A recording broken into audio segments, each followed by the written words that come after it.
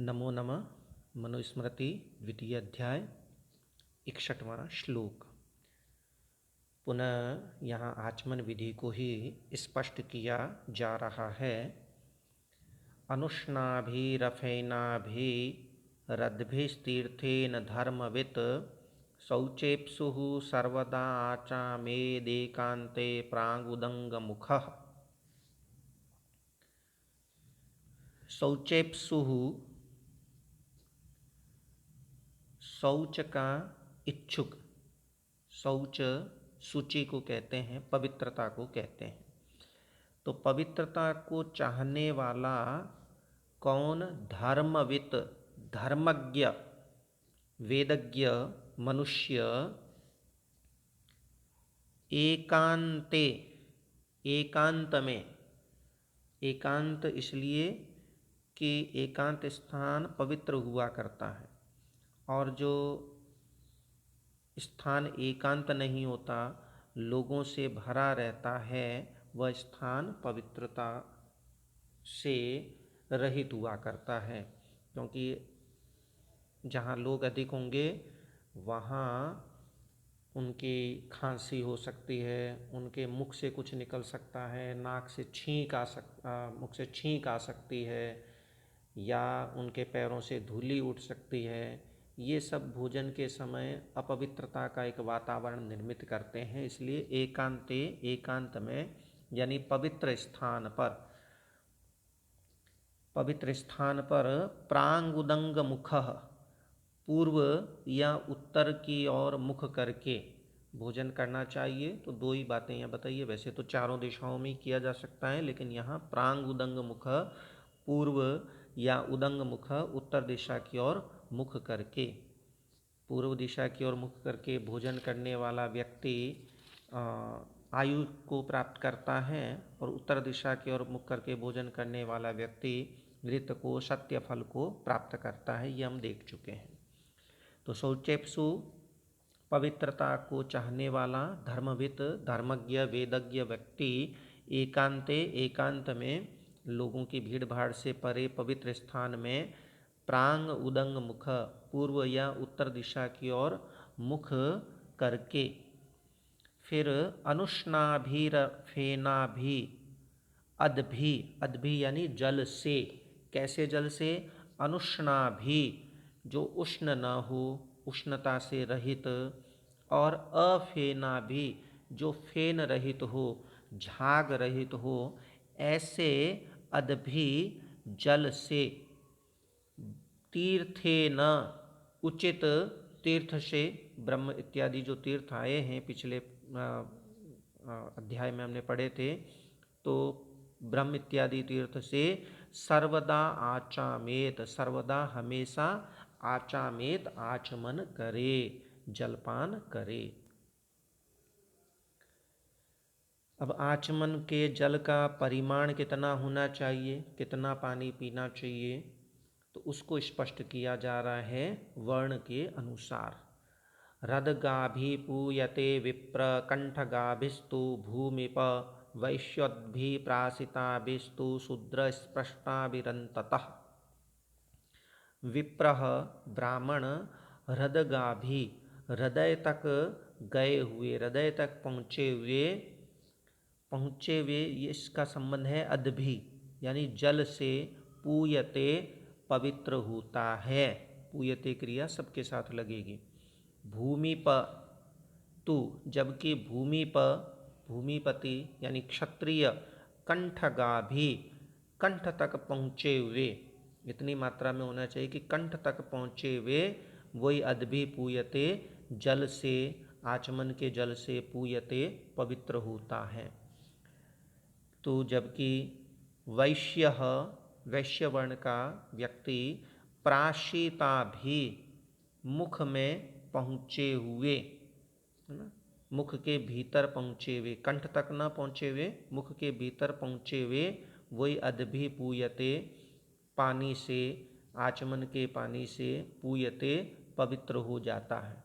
शूद्र स्पृष्टाभिरन्ततः, और जबकि शूद्र, शूद्र तो अंततः अंतः भीतर स्पृष्टाभि स्पर्श किए हुए, मुख में स्पर्श किए हुए वही अदभि पूयते, अदभि यानी पानी से, आचमन के पानी से पूयते पवित्र हो जाता है।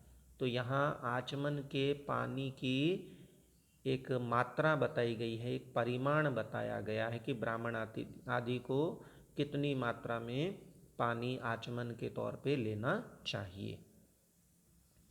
इस आचमन के अंग के रूप में ही उपवीति इत्यादि का वर्णन यहाँ किया जा रहा है।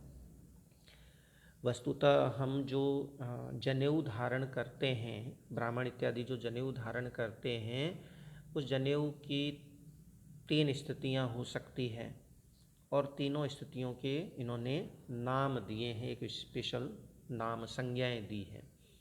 एक स्थिति हो सकती है कि हम जब जनेऊ धारण करें तो दाहिने हाथ को ऊपर उठाएं और जनेऊ धारण कर लें, सिर झुका करके जनेऊ धारण करें।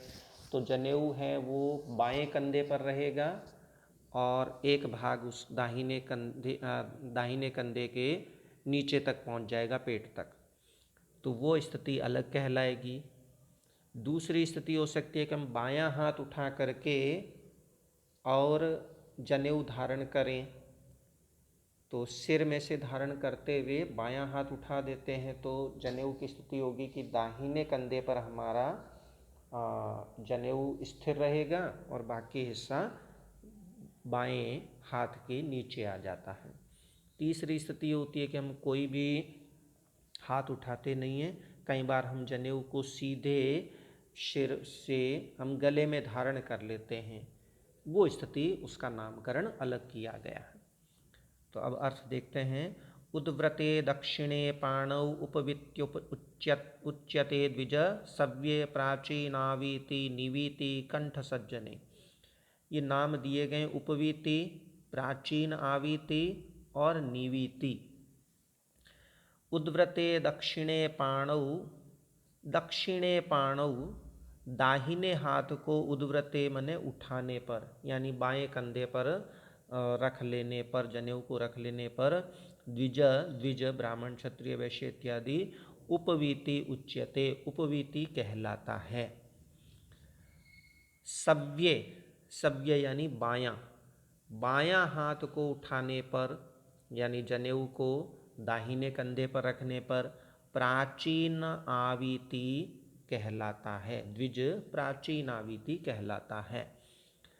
और कंठ सज्जने, और कंठ में धारण करने पर, जनेऊ को कंठ में धारण करने पर, यज्ञोपवीत को कंठ में धारण करने पर द्विज निवीति उच्यते, निवीति कहलाता है, निवीति कहा जाता है। अब ब्रह्मचारियों को चूंकि मेखला दंड इत्यादि धारण करने होते हैं, जनेऊ धारण करना होता है, लेकिन ये मेखला, जनेऊ इत्यादि, दंड इत्यादि यदि काम के न रहें तो फिर क्या करना चाहिए? तो इसका समाधान किया गया है। मेखलाम अजिनम दंडम उपवीतम कमंडलुम अप्सु प्रास्य विनष्टानि गृह्णीत अन्यानि मंत्रवत्। मेखलाम, ये सब विनष्टानि, नष्ट हो जाने पर, यानी काम के न रहने पर। क्या क्या? मेखला जो करधनी है, जो कमर में धारण करते हैं, मेखला, अजीनम मृगचर्म, दंडम दंड, उपवीतम जनेऊ और कमंडलुम कमंडलु, इनके विनष्टानि, विनष्ट हो जाने पर, उपयोग में लेने लायक न रहने पर अपसु प्रास्य, अपसु यानी पानी में, प्रास्य यानी पथरा करके पानी में डाल करके, पानी में फेंक करके, अन्यानि अन्य कोई मेखला, अन्य अजिन मृगचर्म, अन्य दंड, अन्य उपवीत जनेऊ, अन्य कमंडलू इत्यादि जो भी आवश्यक हो उसको मंत्रवत, मंत्रोच्चारण के साथ ग्रहणीयात, ग्रहण कर लेने चाहिए, दूसरे ग्रहण कर लेने चाहिए। जनेऊ जो यज्ञोपवीत संस्कार है वह 11वां संस्कार है, यह हमें पता है। इसके जनेऊ संस्कार के उपनयन संस्कार के पश्चात जो संस्कार है उसका नाम है वेदारंभ, यानी 12वां संस्कार वेदारंभ कहलाता है। और उसके बाद 13वां संस्कार होता है केशांत संस्कार। 13वें के बाद 14वां समावर्तन और अंतिम विवाह और अंत्येष्टि 2 बचते हैं। तो यहाँ केशांत संस्कार का वर्णन किया जा रहा है। केशांत का मतलब है सिर के बालों को हटाना, मुंडन हो जाना। तो केशांत षोडशे वर्षे ब्राह्मणस्य विधीयते राजन्यबन्धोर्द्वाविंशे वैश्यस्य द्वयधिके तत। दुगना समय तक अध्ययन होता है, उसके बाद केशांत संस्कारी किया जाता है। ब्राह्मणस्य केशांत, ब्राह्मण का केशांत संस्कार षोडशे वर्षे, उसके 16वें वर्ष में विधीयते किया जाता है। सामान्यतया वो 8वें वर्ष में उसका उपनयन संस्कार होता है और 16वें वर्ष में उसका केशांत संस्कार किया जाता है। राजन्य बंधो यानी क्षत्रिय का द्वाविंशे 22वें वर्ष में उसका उपनयन संस्कार सामान्यतया 11वें वर्ष में करते हैं, अतः 11 दूनों 22वें वर्ष में केशांत संस्कार का विधान है। वैश्यस्य, वैश्य का तथा द्वयाधिके, उससे भी 2 अधिक यानी 24। वैश्य का उपनयन संस्कार 12वें वर्ष में किया जाता है सामान्य रूप से, अतः वैश्य का केशांत संस्कार तथा द्वयाधिके, उससे भी 2 अधिक, पहले 22 बताया जा चुका है, अतः 24वें वर्ष में विधीयते विधान किया गया है, यानी वो किया जाना चाहिए। तो ब्राह्मण का केशांत संस्कार 16वें वर्ष में, क्षत्रिय का 22वें वर्ष में और वैश्य का 24वें वर्ष में विधीयते विधान किया गया है, तो उसकी पालना की जानी चाहिए। अस्तु, नमो नमः, धन्यवाद, पुनर्मिलामः।